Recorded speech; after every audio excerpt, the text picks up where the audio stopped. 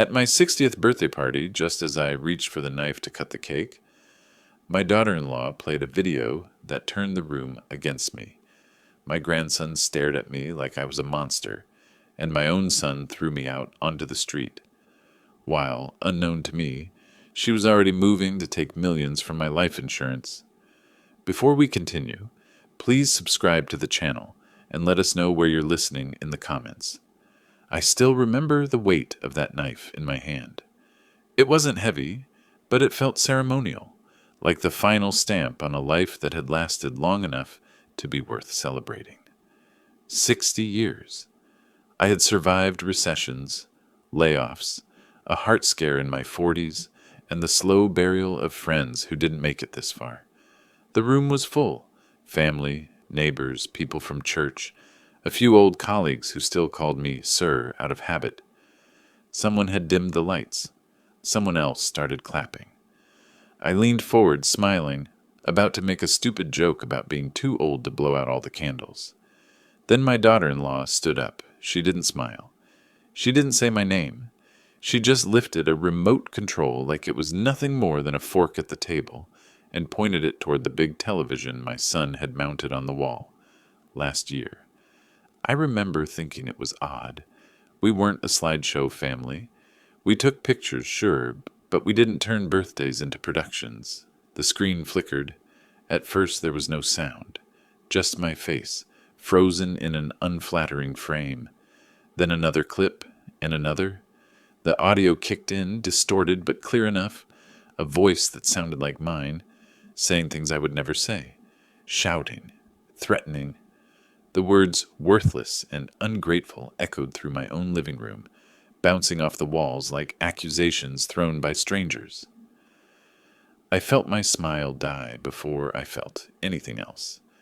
People stopped clapping. Someone gasped.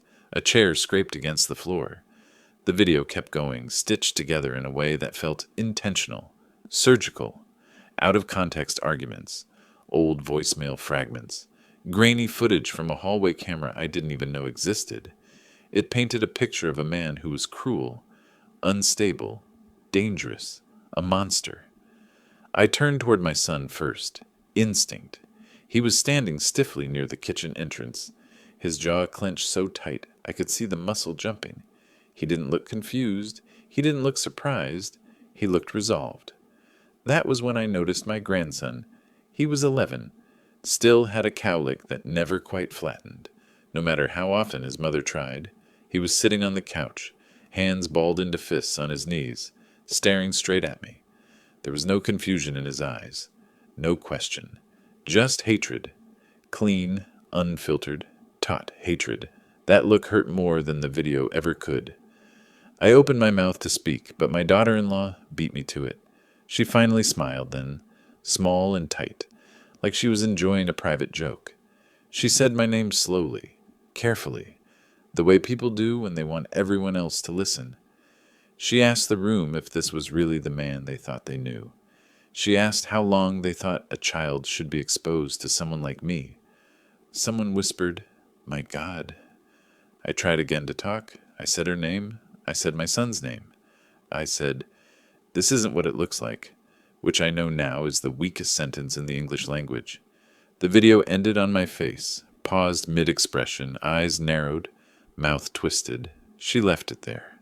A still image, like evidence. My son walked toward me. Each step felt louder than the last. He didn't yell. He didn't ask for an explanation. He grabbed my arm, hard, fingers digging into skin that had started to thin with age. I remember the smell of his cologne, the same brand I'd bought him for Christmas for years because I thought it made him smell confident. He told me to leave. Not "Dad, go outside." Not "We need to talk." Just get out. When I didn't move fast enough, he shoved me. I stumbled, caught myself on the edge of the table, and heard a few people gasp again. This time, nobody intervened. He pushed me toward the door like I was already something shameful that needed to be hidden. The door opened.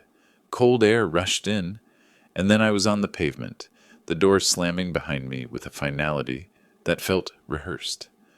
I sat there for a moment, stunned, the concrete biting through my slacks. Inside, I could hear muffled voices, not shouting, murmuring, the sound of people deciding what kind of story they were going to believe. I didn't know then that while I was sitting on that cold sidewalk, trying to understand how a birthday had turned into an execution, my daughter-in-law was already making phone calls. I didn't know she had folders prepared, documents scanned, and conversations recorded that had nothing to do with protecting her son and everything to do with money. I didn't know she had spent months studying the fine print of my life insurance policy, the one I'd taken out decades ago to make sure my family would never struggle if something happened to me. All I knew was that my hands were shaking, and I couldn't tell if it was the cold or the realization that something far bigger than a public humiliation had just begun. A neighbor I barely spoke to opened their door and asked if I was okay. I nodded because I didn't trust my voice. I stood up slowly, every joint protesting, and brushed invisible dirt off my jacket like dignity was something you could smooth back into place with enough effort. As I walked away from my own house, I replayed the video in my head, frame by frame. The timing was too perfect. The reactions too coordinated. My son hadn't hesitated. My grandson hadn't questioned it.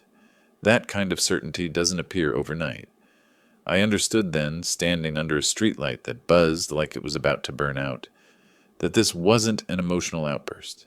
It was a setup, and whatever they were accusing me of in public was only the surface of something much colder moving underneath. I didn't yet know how much I stood to lose. I only knew that my name, my family, and the story of my life had just been taken out of my hands.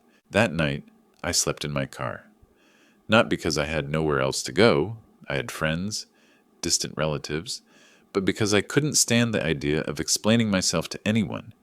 The car smelled faintly of old leather and motor oil, familiar in a way that felt safer than human voices. I reclined the seat, stared at the roof liner, and listened to the tick of cooling metal as the engine gave up its heat. Every time I closed my eyes, I saw that paused image of my face on the television, frozen into something unrecognizable. By morning, the humiliation had already spread. My phone buzzed before sunrise, messages from people I hadn't heard from in years, some cautious, some cold, some already convinced. A few asked if I was okay, none asked if it was true. That told me everything I needed to know about how effective the performance had been. I drove to a diner just outside town, the kind with cracked vinyl booths and coffee that tasted burnt, no matter how fresh it was.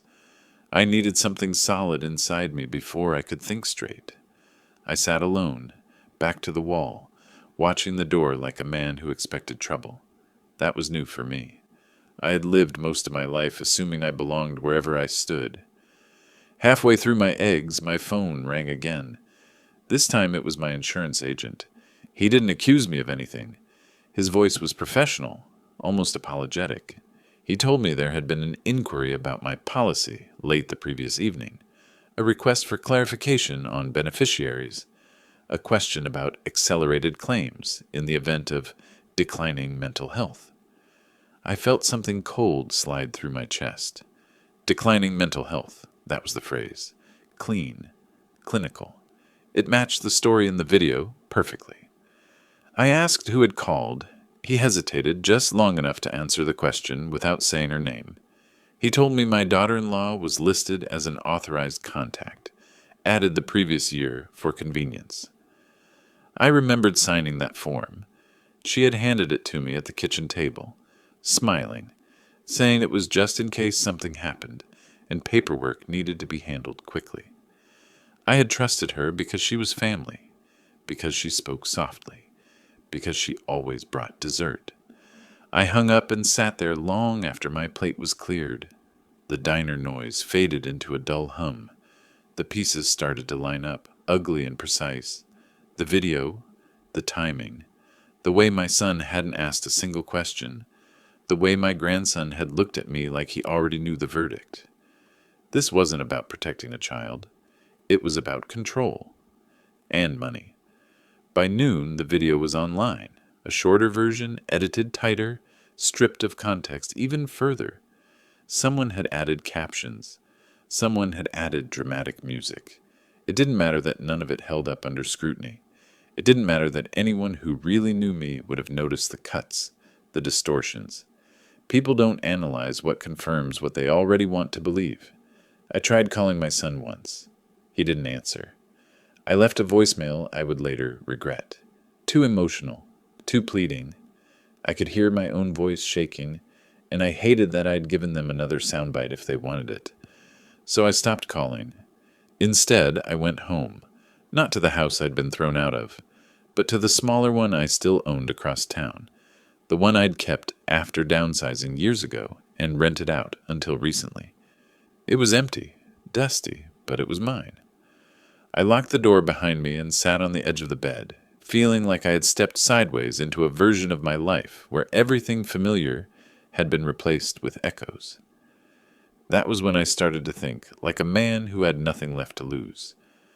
I replayed every interaction with my daughter-in-law from the last 2 years. The questions she'd asked that had seemed casual at the time. The way she'd steered conversations toward finances, health, what-if scenarios. The way she'd encouraged my son to keep records of arguments, to document patterns. I had dismissed it as anxiety, as modern overthinking. It wasn't. Over the next week, things escalated fast. A welfare check, a letter from a lawyer suggesting a temporary separation for everyone's safety. Another call from my insurance agent, this one more guarded, asking if I'd be willing to undergo an evaluation to clear things up. Clear things up, as if the burden was suddenly on me to prove I wasn't the monster they'd already decided I was.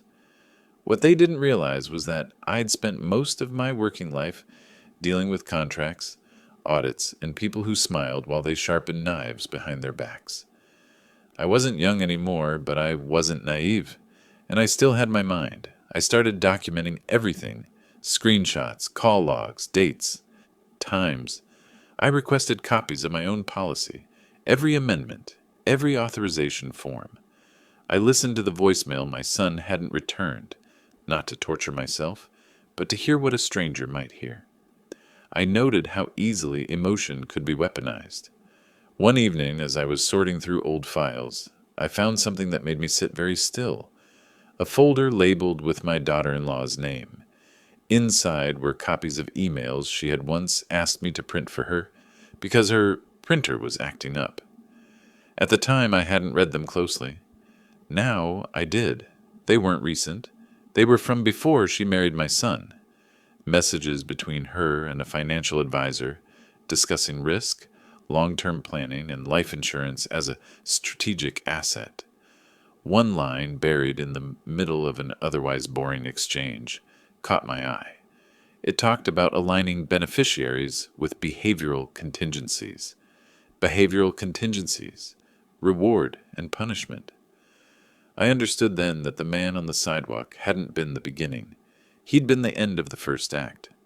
By the time my grandson's school sent a polite but distant email asking me not to attend future events until matters were resolved, I had already made my decision. I wasn't going to beg for my name back. I wasn't going to shout into the noise. I was going to let them keep talking. Because the louder they got, the more confident they felt. And the more confident they felt, the more mistakes they would make. Late one night, sitting alone with a yellow legal pad and a pen that kept slipping in my fingers, I wrote a single sentence at the top of the page. Not a plan, not a threat.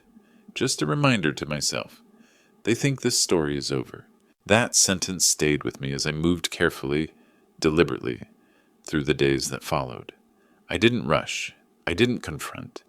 I let their confidence grow because confidence makes people sloppy. While they were busy repeating the same story to friends, neighbors, and anyone willing to listen, I was quietly letting institutions do what emotions never could: verify, document, and expose. The insurance company was the first pressure point to crack. Not because I demanded anything, but because patterns don't lie. The same names appeared too often. The same concerns were raised too quickly. An internal review turned into a formal investigation, And formal investigations come with rules, sworn statements, timelines, digital trails. My daughter-in-law had built her plan on performance, not precision, and performance doesn't survive under fluorescent lights and legal scrutiny. She was confident in the beginning. I know because I saw the emails later, polite, assertive, framed as a concerned family member trying to protect a child. But as the questions narrowed, her tone shifted. Requests became explanations. Explanations became justifications. And justifications, when written down, have a way of revealing motive. The investigation widened. My policy was frozen. That single action sent a signal through places she hadn't considered. Banks, advisors, even her employer. Suddenly her name wasn't attached to a story about a brave woman standing up to an abusive old man. It was attached to a potential fraud inquiry involving a multi-million-dollar policy. That kind of association doesn't stay private for long. My son was called in next. This time he couldn't rely on outrage. He couldn't rely on loyalty. He had to answer questions. Simple ones. Why was the video prepared before the party? Why were certain clips edited the way they were? Why had no police report ever been filed if the danger was supposedly immediate? Each answer led to another question, and with every pause, the certainty he'd clung to began to erode. Doubt doesn't announce itself. It settles. The public shift didn't happen all at once. It never does. It started with silence. People who had been quick to judge suddenly stopped talking. Then the whispers changed direction. The same neighbors who had avoided my eyes at the grocery store began asking careful questions, not to me, but to each other, about inconsistencies, about timing, about money. When the insurance company issued its formal notice, citing suspected manipulation tied to financial motive, the story flipped. That document didn't accuse. It didn't dramatize. It simply stated facts. And facts, once written, don't bend to emotion. My daughter-in-law tried to get ahead of it. She released a statement through a lawyer, talking about stress, misunderstandings, and how complex family dynamics had been misinterpreted. But by then, the damage was done. Her credibility cracked in the same public spaces where mine had been destroyed, not with shouting, with doubt. Her employer placed her on leave pending review. That alone told people everything they needed to know. Within weeks, she was quietly let go. No press release, no explanation, just absence. In communities like ours, absence speaks louder than denial. My son came to see me after that. He didn't apologize the way people do in movies. He didn't cry. He sat across from me, shoulders slumped, and admitted he hadn't wanted to look too closely because the truth would have required him to admit how easily he'd been led. I listened, not because I needed closure, but because listening was the last thing he hadn't offered me when it mattered. I told him I wasn't interested in repairing what had been broken overnight. Trust, once shattered publicly, doesn't come back on a private schedule. I told him he could be a father to his son without me being a villain or a hero. Just a man who would no longer stand in the middle of other people's narratives. That boundary stayed. The final resolution came without ceremony. The insurance policy was reinstated under my sole control. Beneficiaries corrected. Additional safeguards added. The findings ensured that my daughter-in-law would never benefit financially from what she had tried to orchestrate. Not now, not later, not ever. What she lost instead was harder to recover from. Access, influence, the automatic belief people had once given her, the kind of loss that follows you quietly into every future interaction. My grandson's hatred didn't survive the truth. It softened into confusion, then into questions. I didn't rush him. Children sense patience the way adults sense threat. One afternoon, weeks later, he asked me why people lie so convincingly. I told him because lies are easier when they promise rewards. He nodded like that answer would stay with him for a long time. As for me, my reputation didn't return fully. Some people never corrected their first impression. I accepted that. Public destruction leaves scars that even public vindication can't erase. But I wasn't erased, and that mattered more. On my 61st birthday, I didn't invite anyone. I sat alone, watched the light move across the floor, and realized something simple and permanent. Revenge doesn't always look like triumph. Sometimes it looks like survival combined with exposure. Sometimes it's letting the truth do the work while you refuse to beg for belief. I learned that humiliation can be reversed, but only if you don't chase it. That the most effective response to a public lie is not a louder story, but a quieter one that holds up under examination. And that when people try to destroy you for profit, the most complete defeat you can give them is denying them both the money and the narrative. If you like this story, please like this video, subscribe to the channel, and share your impressions of this story in the comments. Thank you for watching.